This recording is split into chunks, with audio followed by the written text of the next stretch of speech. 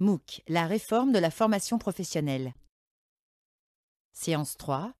Concrétiser au niveau territorial la liberté des individus à choisir son avenir professionnel. Note problématique. L'individualisation de l'accès à la formation, un objectif central de la réforme de 2018. La loi du 5 septembre 2018 porte l'ambition de rénover le CPF, érigé en tant qu'outil central pour permettre l'individualisation des parcours de formation. Le CPF subit des transformations importantes qui ambitionnent de faciliter et de développer fortement son utilisation. Parmi les modifications les plus importantes, nous pouvons noter les suivantes. Notons la monétisation du CPF et son principe d'autonomie.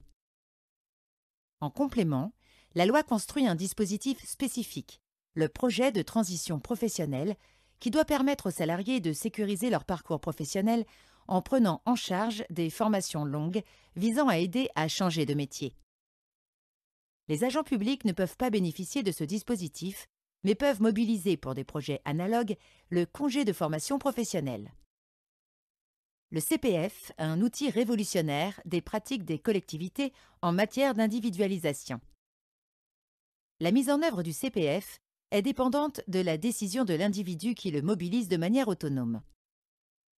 La loi du 5 septembre 2018 prévoit ainsi qu'un abondement puisse être versé sur le CPF du bénéficiaire. Cet abondement ne peut dépasser 10 fois le montant annuel de l'alimentation, soit 5 000 € maximum, 8 000 € pour les publics les moins qualifiés. La place des collectivités pour assurer l'individualisation de leur politique en matière de formation. Les abondements du CPF seront sans aucun doute des outils incitatifs majeurs à la main des collectivités. Dans ce cadre, les régions occupent une place primordiale dans la coordination des interventions des acteurs agissant en matière de formation sur leur territoire.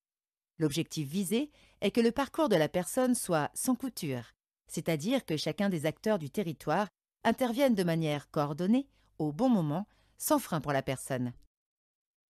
Par leur pratique d'achat, les régions peuvent favoriser le développement de formations ouvertes à distance ou en situation de travail et, par voie de conséquence, participer aux dynamiques d'individualisation de l'offre de formation sur leur territoire.